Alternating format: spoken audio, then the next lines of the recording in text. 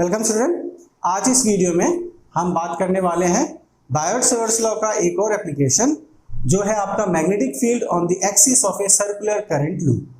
तो यहाँ पर हम एक सर्कुलर लूप लेंगे और उस सर्कुलर लूप के एक्सियल पॉइंट पर हम मैग्नेटिक फील्ड को निकालने की कोशिश करेंगे। तो यहाँ पर हम एक लूप लेने वाले हैं, ठीक है, सर्कुलर लूप लेने वाले हैं। इसमें हम करंट आपका मान लीजिए ऐसे एंटी क्लॉकवाइज इमेजिन कर रहे हैं और सेंटर से एक एक्सियल पॉइंट अगर मैं लेता हूं, एक्सियल पॉइंट P, तो आपका यहां पर magnetic field due to this current कितना होगा। ध्यान दीजिएगा, हम सेंटर पे नहीं निकाल रहे हैं, हम निकाल रहे हैं इस जो करंट जो घूम रहा है इसके कारण यहां पर मैग्नेटिक फील्ड आपका कितना होगा। नाउ इसमें थोड़ा सा आपको 3 डायमेंशनल इमेजिनेशन यहाँ यूज करना पड़ेगा, क्योंकि ये जो लूप है आपका ये इस समय बोर्ड पर नहीं है, ये लूप इस समय बोर्ड के परपेंडिकुलर है, ऐसा है आपका, इस तरह से है, ठीक है, लूप इस तरह से है आपका। सो यहाँ पर हमें इमेजिनेशन रखना पड़ेगा सो दैट हम चीजों को अच्छे से समझ सकें। सो चलिए शुरू करते हैं। सो देखिए यहाँ मैं 2 टाइप का डायग्राम बनाने वाला हूँ। एक जो लूप को आप सामने से देखेंगे, जो आपको कैसा दिखाई देगा, एक सर्कुलर फॉर्म में दिखाई देगा, सामने से देखेंगे, ठीक है, आपको सर्कुलर दिखाई देगा।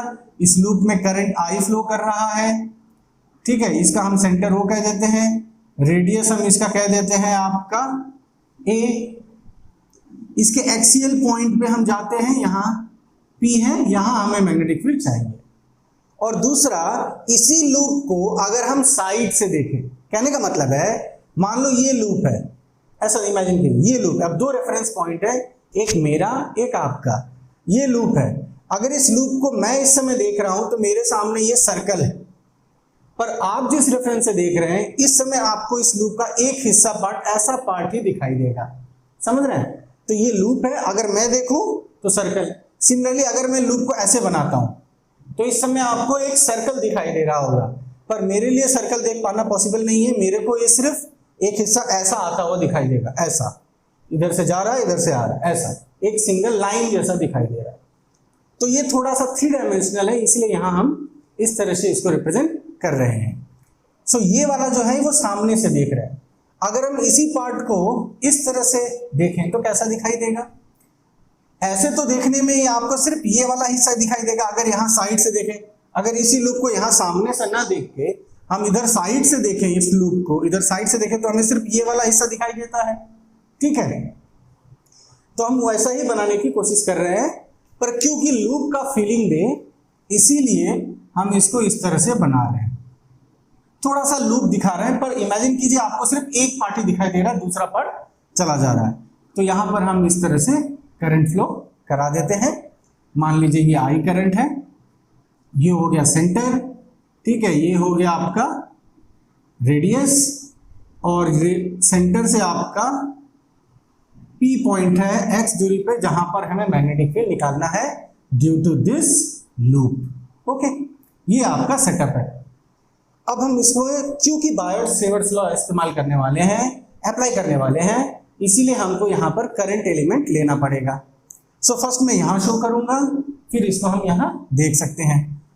सो यहाँ पर करंट एलिमेंट हम लेंगे, यहाँ मान लीजिए लेते हैं करंट एलिमेंट, छोटा सा पार्ट ले लेते हैं। आपको पता है करंट एलिमेंट स्मॉल पार्ट होता है, DL ले लिया हमने, और इसी के डायमेट्रिकली अपोजिट हमने एक DL यहाँ पर ले लिया, यहाँ एक DL, यहाँ एक DL ऐसे ले लिया, ठीक है। ये आपका ऐसे जा रहा है, ये ऐसे जा रहा है, ध्यान दीजिएगा। ये अब समय हम सामने से देख रहे हैं तो यहाँ ऐसे जा रहा है और ये DL आपका ऐसे जा रहा है। इन्हीं DL को अगर हम यहाँ इमेजिन करें तो कैसा दिखेगा। देखिए सर्कल ही यहाँ से अगर आप देखें तो सर्कल इस तरह से दिख रहा है, आपके रेफरेंस के हिसाब से इस तरह से दिख रहा है ये सर्कल, ठीक है, ये वाला सर्कल इस तरह से दिख रहा है, ठीक। तो एक DL आपको ऐसे जाता हुआ दिखाई देगा, एक DL आपको आता हुआ दिखाई देगा, ओके। सो यहां पर अगर हम लें तो ये वाला DL ऐसा लगेगा कि ये आ रहा है, आपकी तरफ आ रहा है, और ये वाला DL ऐसे करेगा आपसे अंदर जा रहा है। ध्यान दीजिएगा, इस समय सर्कल ऐसा है तो एक आपको ऐसा लगेगा आपकी तरफ आ रहा है, दूसरा आपसे दूर जा रहा है, आपकी तरफ आ रहा है, ठीक है, ऊपर वाला, और नीचे वाला आपसे दूर जा रहा है DL। सो ये वाला हो जाएगा आपका आउटवर्ड आपके तरफ, ठीक है, नॉर्मल, ऐसा इस तरह से नॉर्मल, जैसे ये हम शो कर रहे हैं आपका, और ये वाला हो जाएगा इनवर्ड, इस तरह से अंदर जाते हुए। यहां भी ध्यान दीजिएगा कि ये जो लूप है ये इस समय बोर्ड पे नहीं है, ये लूप इस बोर्ड के परपेंडिकुलर है, ठीक है, या इस सरफेस के इस प्लेन के परपेंडिकुलर है। तो लूप आपका इस तरह से है, इस तरह से लूप है, ये इस तरह से लूप है और बाकी चीजें यहां पर है आपका, ये आपका लूप इस तरह से है, ठीक है। तो यहां ऊपर जो फिंगर है यहां पर आपका ऐसे डीएल बाहर आ रहा है और नीचे वाला हिस्से में डीएल आपका इस तरह से अंदर जा रहा है। तो इसको डॉट और ऐसे क्रॉस कर देता हूं, ये आपका अंदर जा रहा है। अब हम इसमें क्या करते थे, इस पॉइंट को पी से जोड़ते हैं हम, जहां पर मैग्नेटिक फील्ड निकालना, और इसको हम आर कहते हैं। तो यहां भी हम कर देते हैं, इस पॉइंट को हम जोड़ देते हैं ऐसे, ठीक है, और ये हमारा हो जाएगा आपका आर, ये भी हो जाएगा आपका आर। तो ये आपका कवर हो गया। अब देखिए ये आपका ए है, यहां पर आपका डीएल है, ध्यान दीजिएगा ये भी आपका डीएल है, ये डीएल बाहर की तरफ, ये डीएल आपका अंदर की तरफ, ठीक। अब यहां पर मैग्नेटिक फील्ड का पहले हम डायरेक्शन देख लेते हैं, फिर हम कैलकुलेशन आपका करेंगे। सो मैग्नेटिक फील्ड यहां कैसा होगा, यहां पर कैसा होगा। सो इसके लिए हम आपका राइट हैंड थंब रूल इस्तेमाल करते हैं। सो आपका डीएल जो इस तरफ था, ठीक है, डीएल इस तरफ से था यहां पर लूप में, पर वही जब हम यहां ले रहे हैं तो डीएल बाहर की तरफ है।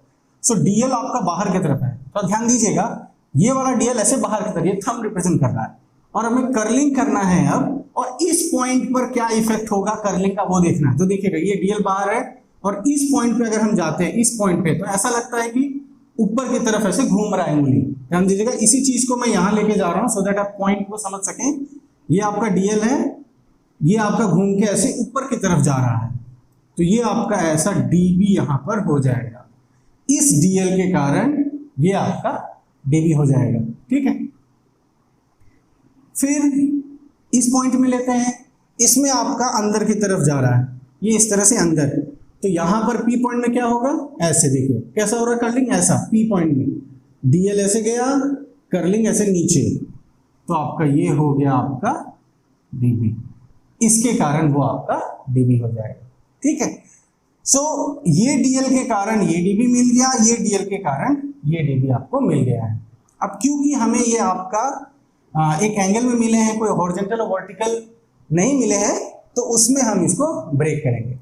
एक और जरूरी बात यहां मैं कहना चाहता हूं, हमने अभी कहा कि ये जो लूप है वो इस तरह से परपेंडिकुलर है ऑन द सरफेस, पर ये जो डीबी है, ये जो मैग्नेटिक फील्ड है, ये ऑन दी प्लेन है। ध्यान दीजिएगा ये डीबी ऑन दी प्लेन बना है आपका, ठीक है। और एक और बात, ये एंगल जो होगा बिटवीन आर और डीबी, ये एंगल आपका 90 डिग्री होगा। सो इसको हम उसी हिसाब से थोड़ा दिखने में 90 लगे इस तरह से हम बना देते हैं। आपका ये हमारा डीबी हो गया, ये हमारा डीबी हो गया, ये एंगल 90 होगा, ये भी एंगल आपका 90 होगा। आप जानते हैं एज इन बायोट-सेवर्ट्स लॉ आपने पढ़ रखा है कि आपका जो आईडीएल क्रॉस आर होता है यही डायरेक्शन देता है मैग्नेटिक फील्ड का। कहने का मतलब है जो मैग्नेटिक फील्ड का डायरेक्शन है, आप जानते हैं आप इस तरह से लिखते हैं कांस्टेंट के साथ, और यहाँ आर क्यूब होता है, तो इसका जो डायरेक्शन है वो डीएल क्रॉस आर के बराबर है। कहने का मतलब है अगर आप डीएल लोगे और आर लोगे तो डीबी इन दोनों के परपेंडिकुलर होगा, इन दोनों के परपेंडिकुलर होना चाहिए, तभी ये फॉलो हो सकता है, ये इक्वेशन आपका फॉलो हो सकता है, ठीक है। सो इसीलिए ये डीबी इस आर के परपेंडिकुलर होगा, ठीक है ना। सो डीएल के भी परपेंडिकुलर होगा, डीएल के तो परपेंडिकुलर है ही। देखिए डीबी आपका सरफेस पे है, ध्यान दीजिएगा डीबी कहाँ है, इस सरफेस पे, और डीएल कहाँ है, ऐसा है डीएल, देखिए है परपेंडिकुलर, सरफेस की ये परपेंडिकुलर है आपका, तो ये तो फॉलो हो गया। सिमिलरली आर भी इसके परपेंडिकुलर होना चाहिए, तभी ये वेक्टर प्रोडक्ट आपका फॉलो हो पाएगा, ठीक है। सो ये इसके परपेंडिकुलर हो गया। यहां पर हम इसको रिजॉल्व कर देते हैं फिर इस तरह से, इसको हम ये ले लेते हैं आपका फाई, तो ये हो जाएगा आपका डीबी कॉस फाई, ध्यान दीजिएगा इस डीबी को डीबी कॉस फाई, और इसका साइन कंपोनेंट इधर आ जाएगा डीबी साइन फाई। सिमिलरली इस डीबी को भी रिजॉल्व करते हैं, ये हो गया फाई, ये हो जाएगा डीबी कॉस फाई, और इधर हो जाएगा डीबी साइन फाई। ओके, सो हमने क्या किया यहां पर, ये जो डीबी मिला ड्यू टू दिस डीएल, इसको ब्रेक किया हमने कॉस और साइन कंपोनेंट में। इस डीएल के कारण जो यहाँ डीबी मिला उसको ब्रेक किया कॉस और साइन कंपोनेंट में। और हम क्या पाते हैं, ये डीबी और ये डीबी जो कॉस फाई कंपोनेंट है ये आपस में इक्वल एंड अपोजिट हो जा रहे हैं। सो जाहिर सी बात है ये आपके कैंसिल हो जाएंगे। सो आगे वो कैलकुलेशन में शो करेगा। इफ दिस इज फाई, ये एंगल भी आपके फाई हो जाएंगे। आप मैथमेटिकली देख सकते हैं ये एंगल आपका 90 है, साथ में ये एंगल भी आपका 90 है।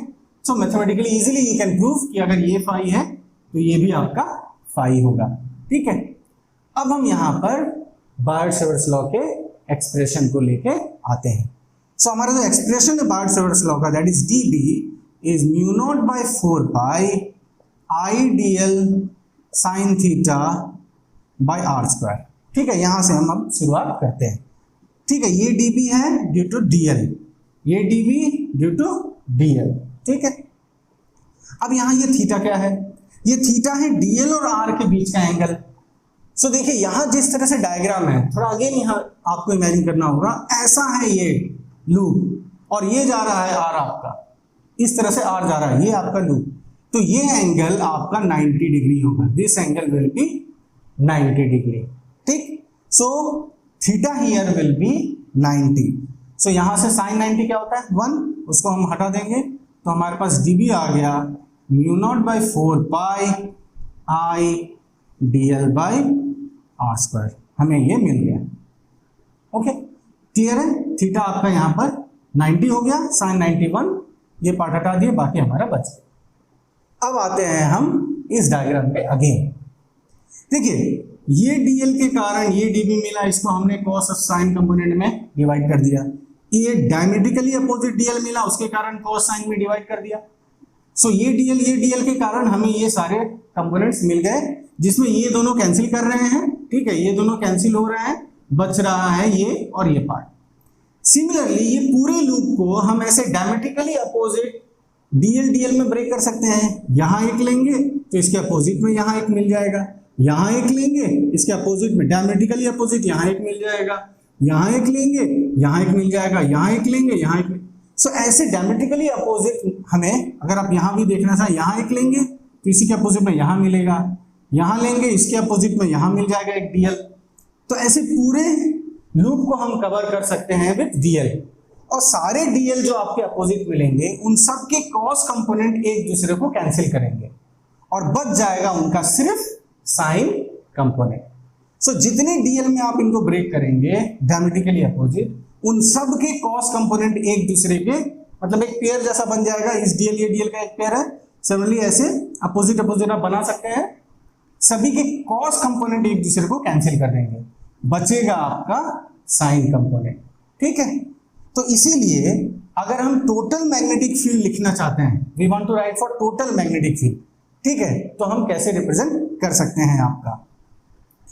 सो हमारा dB इतना हमें मिल चुका है, पहले ही ये dB मिल चुका है। ठीक है, सो टोटल B जो हो जाएगा वो हो जाएगा integration of dB sine phi. देखिए ऐसा लिखने का मतलब क्या है, इसका लिखने का ये मतलब है कि भाई cos कंपोनेंट तो सारे कैंसिल हो रहे हैं, बच रहे हैं सिर्फ साइन पार्ट, उन्हीं के सारे इंटीग्रेशन से आपको टोटल मैग्नेटिक फील्ड मिल जाएगा। dB कितना है, पुट कर देते हैं, ये रहा हमारा dB mu naught by 4 pi I dl R square into sine phi, integrate कर देते हैं, म्यू नॉट बाय 4 पाई, ठीक है, I dl by R square. Sine phi को क्या लिख सकते हैं, देखो sine phi perpendicular by hypotenuse है ना। सो परपेंडिकुलर हो गया आपका a, हाइपोटेन्यूज हो गया आपका r, तो ये लिखा गया a बाई r। ओके, सो इसको हमने a बाई r रिप्रेजेंट कर दिया आपका। चलिए आगे बढ़ते हैं, इंटीग्रेशन है आपका, कांस्टेंट बाहर ले लेते हैं सब। So mu naught 4 pi I a और r a r cube integration dl। ठीक है, ये सारे चीज हमने बाहर ले लिया, बच गया हमारा इंटीग्रेशन dl।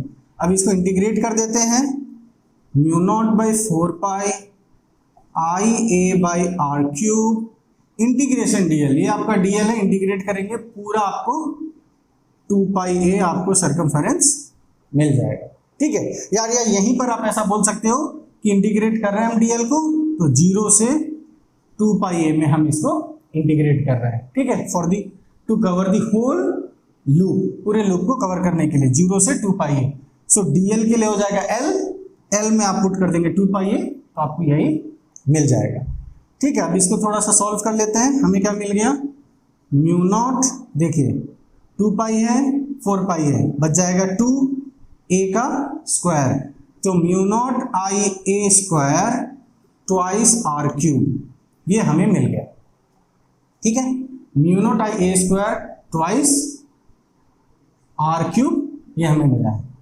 ठीक, अब ए क्या है आपका, ये लूप का आपका रेडियस है, आर क्या है, यहां से यहां दूरी। ना जनरली जो आपका है आर एक अननोन क्वांटिटी है, ये हमें नोन नहीं होगा। सो अभी भी जो इक्वेशन यहां पर हम स्टॉप नहीं कर सकते हैं मैग्नेटिक फील्ड को, क्योंकि ये इक्वेशन अभी भी कुछ अननोन क्वांटिटी में रुका हुआ है, इसको नोन क्वांटिटी में हमें कन्वर्ट करना है।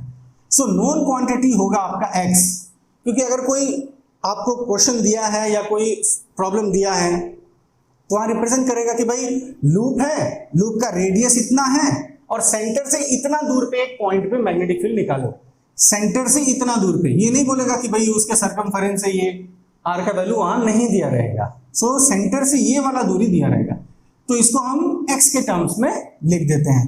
सो अगर इसको हम x के टर्म्स में लिखते हैं तो हमारा मैग्नेटिक फील्ड कितना हो जाएगा, हमारा मैग्नेटिक फील्ड हो जाएगा mu naught I A square by twice R cube. अब देखिए आर कितना है, आर है आपका under root A square plus x square. ठीक है, A square plus x square का रूट, या R is A square plus x square to the power half. So अगर हम यहां पुट करते हैं तो हमें क्या मिल जाएगा, A square plus x square to the power, यहाँ हाफ है और साथ में क्यूब भी है, तो हो जाएगा 3/2। ये हमें मैग्नेटिक फील्ड मिल जाता है for this loop at the axial point P। ठीक है, so this is the magnetic field for a loop at an axial point P आपका। अगेन मैं यहां रिप्रेजेंट कर देता हूं, mu naught I A square twice a square plus x square to the power 3/2। This is the magnetic field. Now यहां पर हमने एक सिंगल लूप कंसीडर किया है, एक लूप। अगर मान लो ये ऐसे घूम के एक और बार ये घूमा होता, एक बार घूमा 2 बार घूमा होता, ये वायर ऐसा होता, तो ये जो होता मैग्नेटिक फील्ड इसके ट्वाइस हो जाता। ठीक है, 3 बार घूमा होता तो इसके थ्राइस हो जाता। सो अगर हम n टर्न्स के लिए ले लें, for n number of turns, तो मैग्नेटिक फील्ड सिंपली हो जाएगा mu naught N I A square by twice a square plus x square to the power 3/2। देखिए बस हमने आई पार्ट में यहाँ पर n से मल्टीप्लाई कर दिया है फॉर ये n नंबर ऑफ टर्न्स के लिए, और ये आपका सिर्फ सिंगल टर्न के लिए, ये आपका सिंगल टर्न के लिए है, ये आपका n नंबर ऑफ टर्न्स के लिए। ठीक है ना, इसमें हम एक और आपका प्रॉपर्टी ले सकते हैं, या एक और पॉइंट के लिए हम मैग्नेटिक फील्ड निकाल सकते हैं। अगर यहीं पर हम निकालना चाहें at the centre of the loop, मान लो सेंटर ऑफ द लूप के लिए निकालना चाहें तो, मतलब अभी क्या पॉइंट है, देखो ऐसा लूप है, इसके एक्सिस पे यहाँ है, मतलब ऐसा समझो ये लूप है, लूप के एक्सिस पे यहाँ पर पॉइंट है, वहां निकाल रहे हैं। पर अगर हम ऐसे लूप है उसी के सेंटर पे ही निकालें, इस ओ पॉइंट पर ही निकालें, तब इस फॉर्मूला में क्या हमें करना पड़ेगा, हमारे फॉर्मूला है ये, इसमें क्या वेरी करेंगे कि सेंटर के लिए दे दें हमें, तो इसके लिए हमें क्या करना पड़ेगा, ये P पॉइंट को खींच के यहाँ लाना पड़ेगा। तो अगर हम P पॉइंट को खींच के यहाँ O तक लाएंगे तो हमारा x खत्म हो जा रहा है, तो इसका मतलब इसके लिए सिंपली हमें x will be equal to 0 यहाँ पुट कर देते हैं। B हो जाता है आपका mu naught I A square by twice, अब देखिए x आपका खत्म हो गया, ये है a स्क्वायर, ठीक है, और पावर 3/2, तो आपका बच गया a cube, so twice a cube. तो अगेन इसमें एक ये बचेगा, तो आपका B हो जाएगा mu naught I by twice a। सो ये जो मैग्नेटिक फील्ड है वो एट दी सेंटर है। ये मैग्नेटिक फील्ड आपका एक एक्सियल पॉइंट पर है, ठीक है, एक्सियल पॉइंट पे अलोंग दी एक्सिस है आपका लूप के, और ये आपका एट दी सेंटर पे है, ठीक है, ये आपका सेंटर पे हमें इतना मिल जाता है।